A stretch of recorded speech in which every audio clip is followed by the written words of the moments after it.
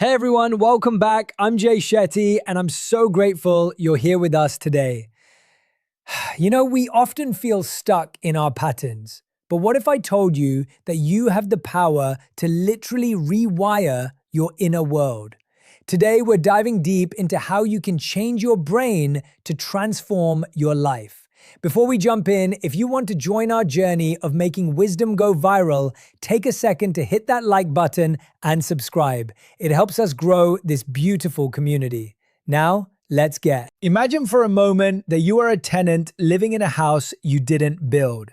You walked into this house on day one and the walls were already painted a certain color. The furniture was already arranged. The parts from the kitchen to the bedroom were already worn into the floor. For years, you've lived here, bumping into the same sharp corners, tripping over the same loose rug. And you've told yourself, this is just the house I live in. I have to accept the bruises. I have to accept the layout. But today, I want to share a truth that changed my life. You are not the tenant. You are the architect. Most of us go through life believing our personality is a finished product. We say things like, I'm just an anxious person, or I've never been good at focusing. We treat our brains like a piece of granite, solid, unmoving, and unchangeable. But science and stillness both tell us a different story. Your brain is not granite, it is clay. It is constantly being molded, shaped, and fired in the kiln of your daily experiences. Think about the last time you felt a surge of anger or a wave of procrastination. In that moment, your brain was simply following a path it has walked 1,000 times before. It's a literal physical groove in your gray matter. When we don't consciously choose our thoughts, our biology chooses them for us based on our past. But here is the catch, and the reason you cannot afford to look away from this conversation. If you are not actively building new parts, the old ones are getting deeper. Every day you spend in a state of stress, every hour you spend scrolling in a trance, you are physically hardening the walls of that house you feel trapped in. We are living in a world designed to hijack your biology. If you don't learn how to take the wheel of your own neurology, someone else, an algorithm, an old trauma, a toxic habit will drive it for you. We're going to talk about how to stop being a passenger in your own skull. Because when you change your brain, you don't just change your thoughts, you change your entire reality. We spend so much time decorating our external lives. We want the better car, the better outfit, the better filtered photo.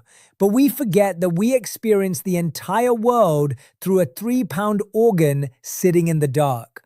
If the lens of a camera is cracked, it doesn't matter how beautiful the sunset is, the picture will always be broken.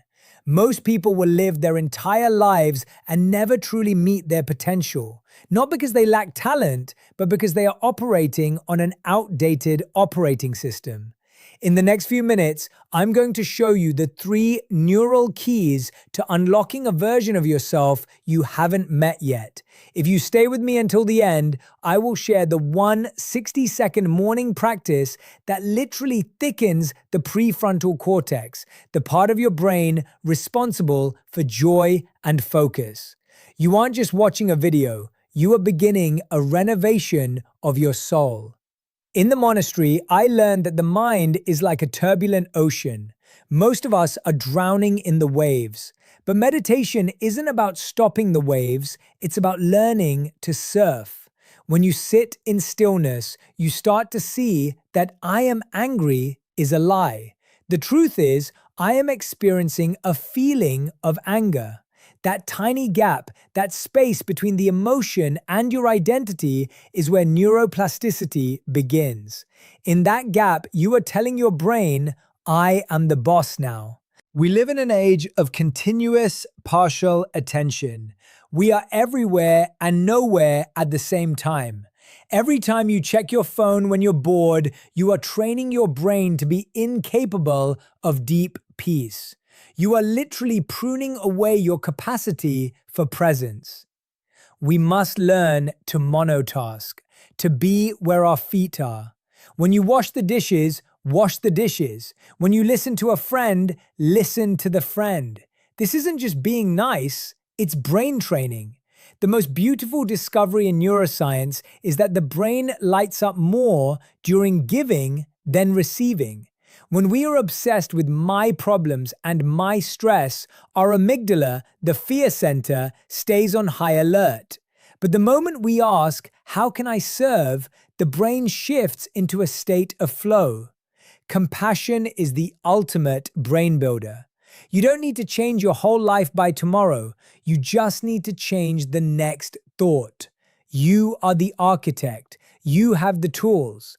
Now, it's time to start building. The greatest illusion we carry through our adult lives is the belief that the person we are today is the person we are destined to be forever. We treat our personality traits like our height or our eye color as fixed biological facts that we simply have to manage. You've said it to yourself, and I've said it to myself. I'm just a naturally anxious person, or I've never had a good memory, or I'm just not the type of person who can stay disciplined. We wear these labels like heavy coats, dragging them through every new year and every new relationship, never realizing that the coat isn't to our skin. This is the myth of the fixed mind, the idea that by the time we reach 25 or 30, the concrete has dried and the mold is set. We look at our habits, our temperaments, and our deepest insecurities as if they are ancient statues carved in stone, when in reality, your brain is more like a flowing river, constantly reshaping its own banks based on the direction of the water. For decades, even the most brilliant scientific minds believed that the adult brain was a static organ. They thought that once you reached maturity, your neural connections were locked in, and from there, it was simply a slow process of decay. But we now know through the beautiful science of neuroplasticity that this is fundamentally false. Your brain is dynamic. It is alive. It is an organ that physicalizes your thoughts. Every time you repeat a thought, every time you choose a specific reaction, you are physically strengthening a neural pathway. Think of it like a path through a dense forest. The first time you walk it, it's difficult. The grass is high and the branches hit your face. But the more you walk that same path, the flatter the grass becomes. Eventually, it becomes a clear, wide trail. This is how a fixed personality is formed, not by birth, but by the repetition of walking the same mental trails over and over again until they feel like the only way to go. The danger of the fixed mindset is that it becomes a self-fulfilling prophecy. When you believe your brain cannot change, you stop trying to change it. You stop challenging the anxiety because you think the anxiety is you.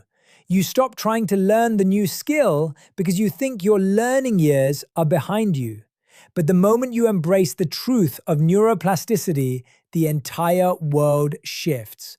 You realize that "I am an anxious person" is a grammatically incorrect sentence. The truth is, I am currently experiencing a brain that has been trained to prioritize an anxiety response. Once you see it as a training issue rather than an identity issue, you reclaim your power. You realize that if you can train a brain to be stressed, you can also train a brain to be still. If you can train a brain to be critical, you can train it to be compassionate. The clay of your mind is always wet. It is always ready to be reshaped. You are not a finished painting. You are the artist, holding the brush in this very moment, and the canvas is far larger than you've been led to believe. The myth of the fixed mind is the only thing truly keeping you stuck, because the second you believe change is biologically possible, it becomes emotionally inevitable. We are currently living through a silent epidemic, one that isn't measured by physical symptoms, but by the fragmentation of our internal peace.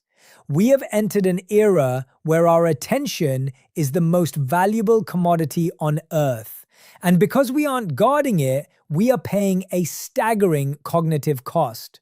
Most of us wake up and immediately hand over the first moments of our day to a digital screen, allowing a flood of external agendas, news, and notifications to dictate our emotional state before we've even taken a conscious breath.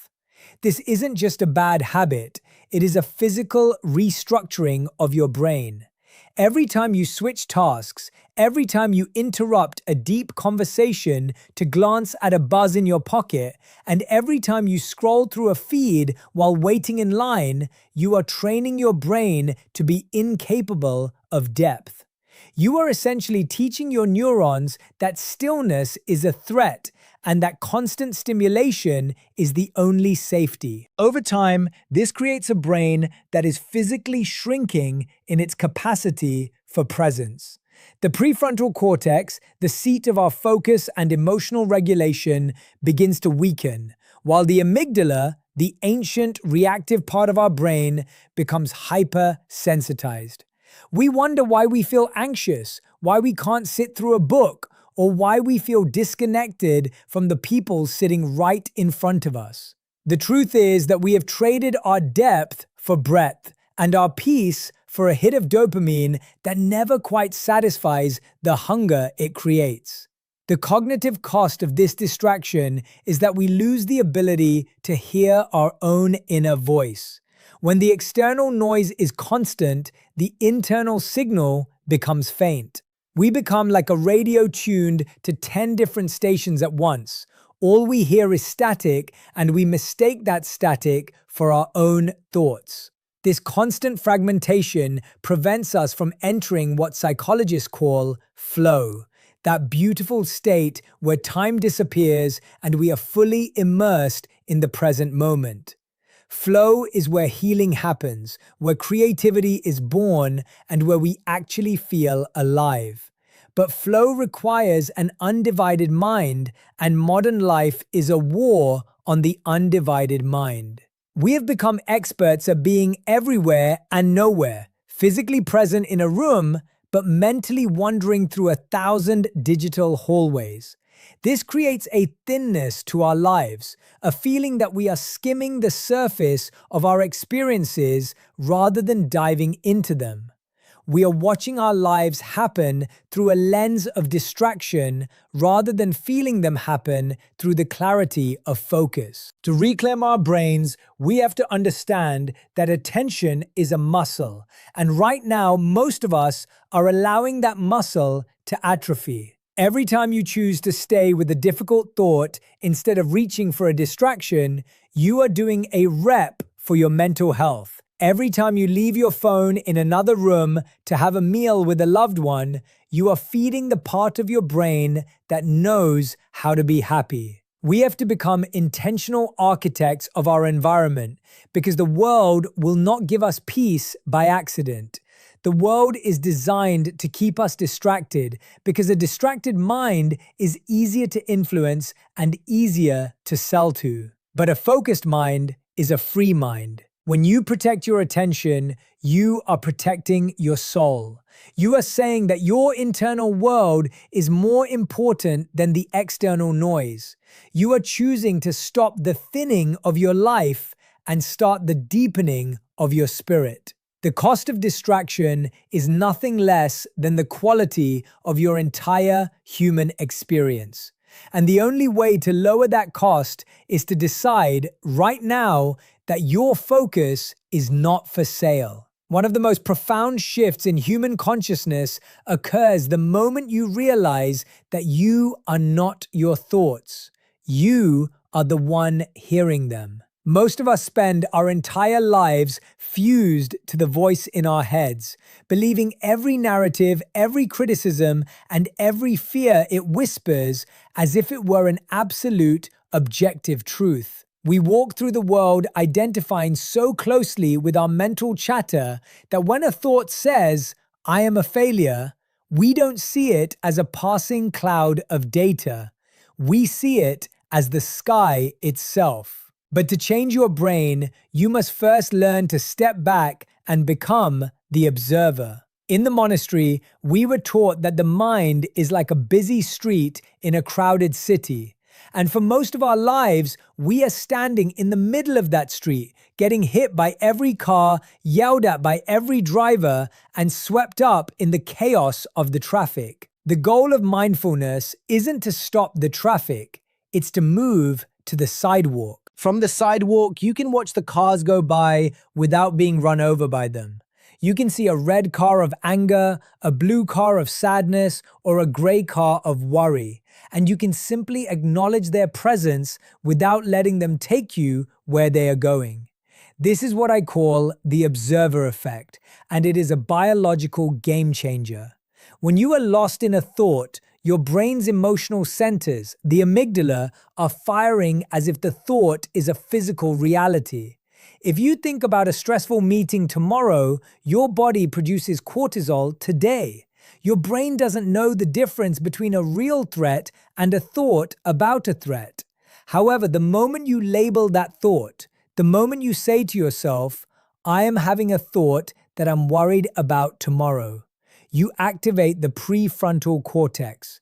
You are literally shifting the energy of your brain from the reactive, primitive centers to the logical, evolved centers. You are creating a gap, and in that gap lies your entire freedom. This gap is the difference between reacting out of habit and responding out of wisdom. It is the difference between a life of autopilot and a life of intention. By observing your thoughts as data points rather than identities, you begin to weaken the neural pathways of your old triggers. You start to see that thoughts are just electrical impulses conditioned by your past, your environment, and your biology. They are suggestions, not commands. When you sit in stillness and practice this observation, you begin to notice patterns. You see that your mind has greatest hits of insecurities that it likes to play on repeat. You see how it jumps from the past to the future, rarely resting in the now. As the observer, you don't judge these patterns, you simply witness them. Judgment is just another thought trying to trick you back into the traffic. Instead, you meet the noise with a quiet, compassionate curiosity. You ask, where did that thought come from? Why is it here? This shift in perspective transforms your relationship with your own mind. You stop trying to fight your thoughts because you realize you can't win a war against yourself. Instead, you outgrow them. You become the vast space in which the thoughts exist rather than the narrow thought itself. This is how you begin to dismantle the ego's grip on your neurology. You are training your brain to recognize that its constant stream of commentary is just a small part of a much larger, more silent awareness. You are reclaiming the driver's seat of your life by realizing you were always the one watching the road. We often wait for a lightning bolt of inspiration or a massive life upheaval to finally change who we are. But the biology of the brain doesn't work in leaps. It works in whispers. The architecture of your mind is built on the foundation of micro habits, those tiny, almost invisible choices we make every single day that either reinforce our old selves or slowly construct a new one. We overestimate the importance of one big, heroic moment and underestimate the value of making better decisions by just 1%. If you want to change your brain, you have to stop looking for the grand transformation and start looking at the small, repetitive patterns that make up your morning, your afternoon, and your evening. When we talk about neuroplasticity, we are talking about a physical process of myelination, where the pathways in your brain become stronger and faster the more they are used. It's like a hiking trail. A single person walking through the woods doesn't create a path, but 1,000 people walking the exact same line will eventually wear down the earth into a permanent road. Your micro habits are those footsteps. Every time you choose to take 3 deep breaths before responding to a stressful email, you are placing one footstep on a new trail. Every time you choose to drink a glass of water before your coffee, or write down one thing you're grateful for before you check your phone, you are laying a single brick in a new neural cathedral. The beauty of the micro habit is that it bypasses the brain's natural resistance to change. Our brains are wired for survival, which means they are wired for efficiency and safety. Anything that feels like a massive, sudden change is flagged by the amygdala as a threat, which is why New Year's resolutions so often fail by February. Your brain enters a state of fight or flight because the change feels too big to sustain. But a microhabit is too small to fail. It's so small that the gatekeeper of your brain doesn't even notice it's happening. If you tell yourself you're going to meditate for an hour a day, your brain will find 1,000 excuses to stop you. But if you tell yourself you're going to take one conscious breath, your brain says, I can do that. That one breath is the Trojan horse. It gets you inside the city walls of your own resistance. Once you are inside, you can begin the real work of reconstruction. These tiny shifts are what create macro change over time because they build self-trust. Every time you follow through on a micro habit, you are casting a vote for the person you want to become. You are telling your nervous system that you are someone who keeps their word to themselves. This accumulation of small wins begins to change your baseline. We often think of our base state as something fixed, but it is actually a moving average of our last 30 days of choices. If your last 30 days were filled with micro moments of distraction, your baseline is fractured. But if your last 30 days were filled with micro moments of intention, your baseline is peace. You don't need to move a mountain today, you just need to move one stone. The brain is incredibly responsive to consistency over intensity. It would rather you do 1 minute of mindfulness every day than 2 hours once a month. The consistency is what signals to the neurons that this new pathway is important, that it needs to be paved with myelin, and that the old dusty road of the past can be allowed to grow over with weeds. You are building a new internal landscape, one tiny grain of sand at a time, until eventually you wake up and realize the entire geography of your mind has shifted. The person you used to be is now a distant memory, not because of a miracle, but because of the quiet, relentless power of the small. The ultimate biological hack for happiness isn't found in a self-help book or a solitary retreat, but in the profound shift from me to we. Most of us spend our lives trapped in the I-centered brain, a state where our thoughts are constantly circling our own problems, our own status, our own anxieties, and our own desires.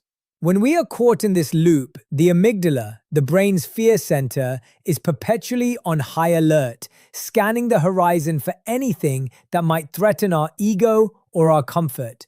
This creates a physiological state of contraction. We feel tight, we feel stressed, and we feel isolated. But the moment you shift your internal question from what can I get to how can I serve, something miraculous happens in your neurology.